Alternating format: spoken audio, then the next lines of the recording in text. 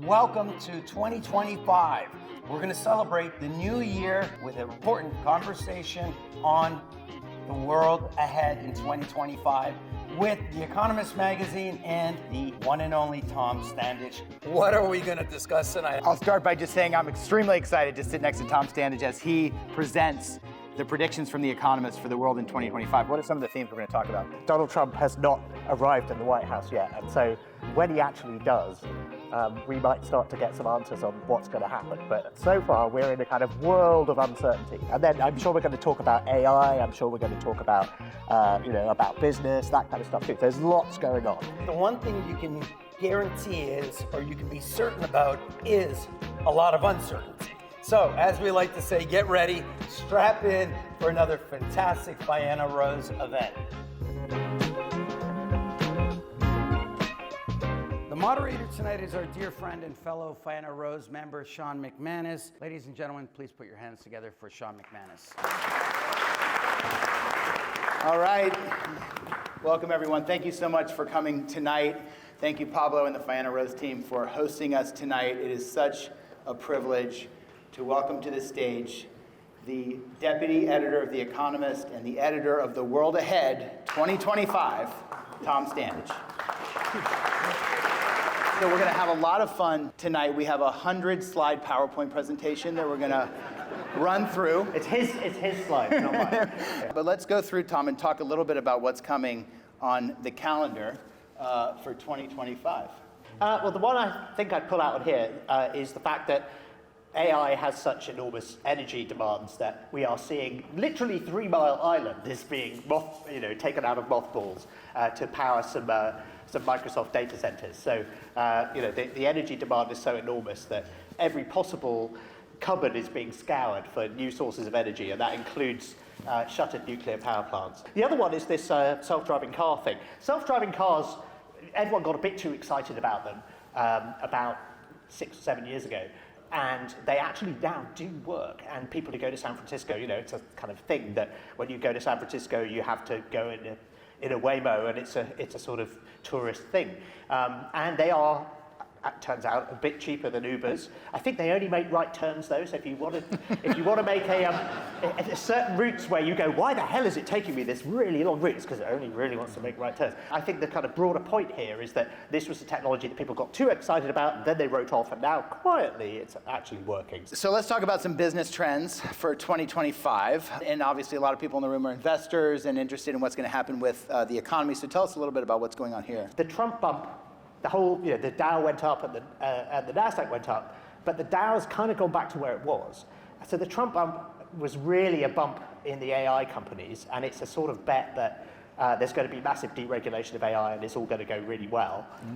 We don't really know. We'll come to that for other reasons. And then we've got this whole question about what's going on with the Chinese economy. Clearly there is huge deflationary pressure. I think the most recent numbers from factory gate prices, which is a sort of interesting indicator to keep an eye on. It's the 26th consecutive month of factory gate price decreases in China, which suggests that factories are just producing far more stuff than the local economy wants. Domestically, the economy is not in a good place, and parts of the economy in China are clearly in deflation. So it's the Japanification of the Chinese economy, and I think that's a broader risk. And by the way, don't fuck with Denmark, because you can say, hey, we're going to put tariffs on you if you don't give us Greenland, but they can say we're going to stop the Ozempic.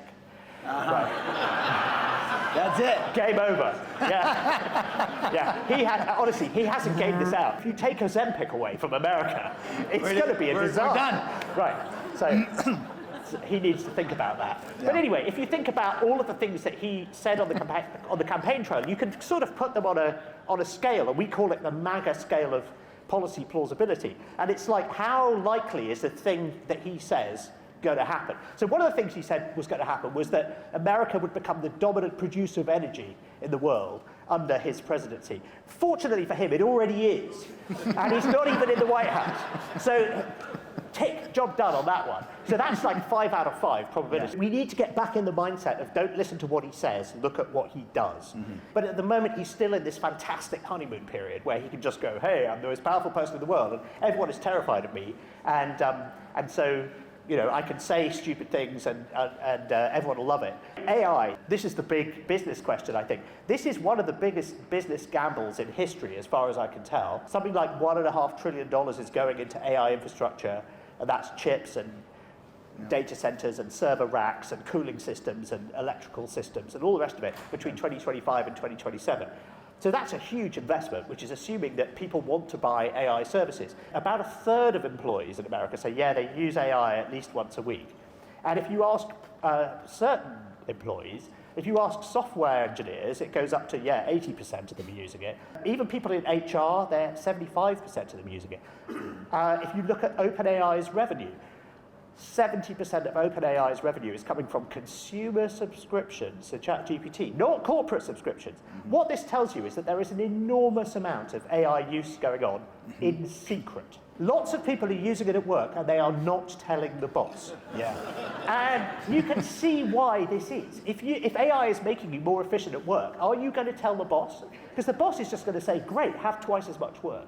In fact, train your team how to do this and I can fire half of them.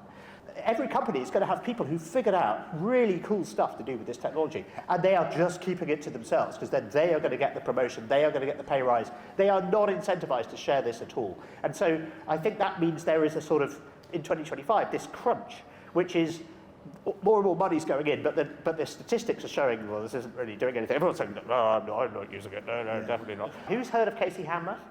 Nobody. This is really interesting. So Casey Hammer reminds me of Elon Musk 20 years ago, which is when I first met Elon Musk, actually 22 years ago. Back then, Elon had less hair and I had more. So what's going on there? Technology is wonderful, that's what it is. But there's a video of me interviewing him, and he's just got like this widow's peak and no hair at all, and I've got like a total Hugh Grant thing going on. And that was my Hugh Grant period. Anyway, very good. So the reason I say this is that back then, Elon Musk had lots of big plans for lots of industries and lots of fingers in lots of pies, and he sounded crazy, but actually he's done a lot of those things. And Casey Hammer is a very similar guy. He's also an immigrant from Australia. He worked at JPL on Mars rovers for a while. He's a very interesting entrepreneur, and his current startup is making synthetic fuel. He's got this kind of shipping container-sized thing that makes free fuel out of the air. And what it does is it has solar panels, and it sucks carbon dioxide out of the air, it electrolyzes water, it takes the carbon from the carbon dioxide, the hydrogen from the water, and makes a hydrocarbon, methane, out of them. And because it's using its own solar array, but usually when you talk about synthetic fuel, you go, this makes no sense at all, it's too expensive because you have to buy the energy from the grid. If you've got your own solar array plugged into the thing, you don't. The energy is free. The only cost is time. So this is a machine that prints out methane. And he says if we scale this up, if you look at the rate at which solar panels are falling in price, it is going to be cheaper to make methane out of the air than it is to frack it within the next 10 years. We have all grown up thinking energy is a commodity that you buy and you burn it and then it goes away. And actually energy is a technology that prints money.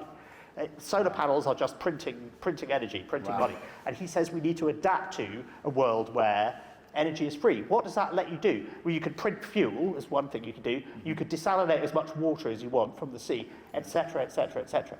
Interesting guy, worth watching. So I think everyone thought this was a bromance, but apparently it's not. It's much more of a father-son thing.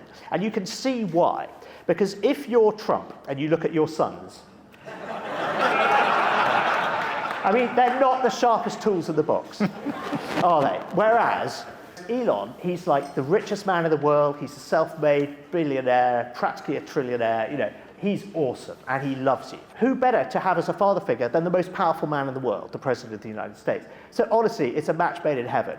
It's not about who's the alpha male, who's stronger, you know, who's tougher. They kind of reinforce each other. And I think that could mean that this could last months, not weeks. And you know, the falling out might not even happen until the second half of this year. We're in this honeymoon period where everyone can just say stuff and it's fine. But once you're in power and you actually have to make decisions, that makes things rather more crunchy. And we will see which side on these various arguments people back. And yeah, I think that's a really, really good question. And I think that's one of the big shaping factors for the coming year. With